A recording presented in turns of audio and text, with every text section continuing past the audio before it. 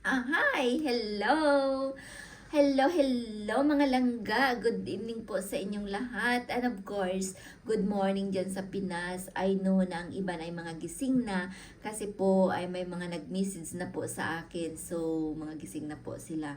And here in Barcelona, we are going to sleep po.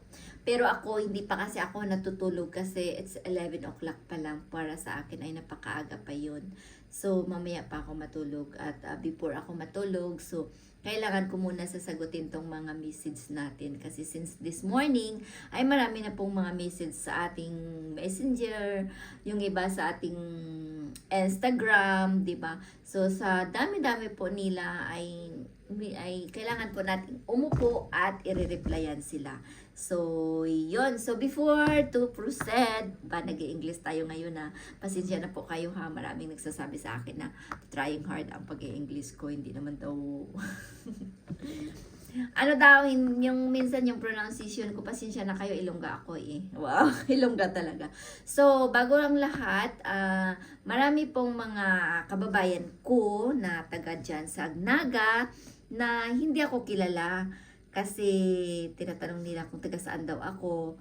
Pero anyway, no, before that, ako nga pala si Nelsa de la Cruz ng taga Barangay Agnaga, Cuartero, Capiz. So, sa mga hindi nakakilala sa akin, ako lang naman yung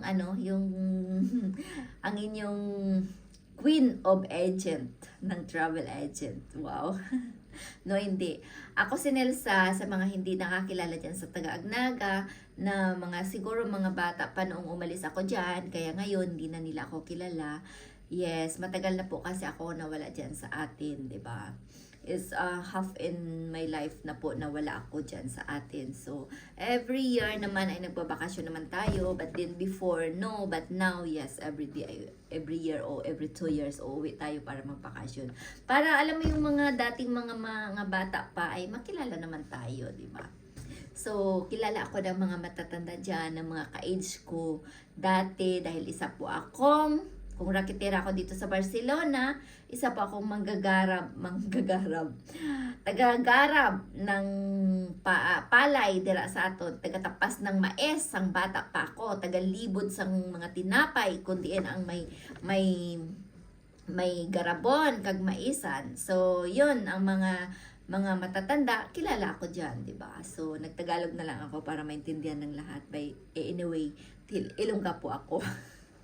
I'm not pure Tagalog. I'm Ilongga, pure Ilongga. Okay?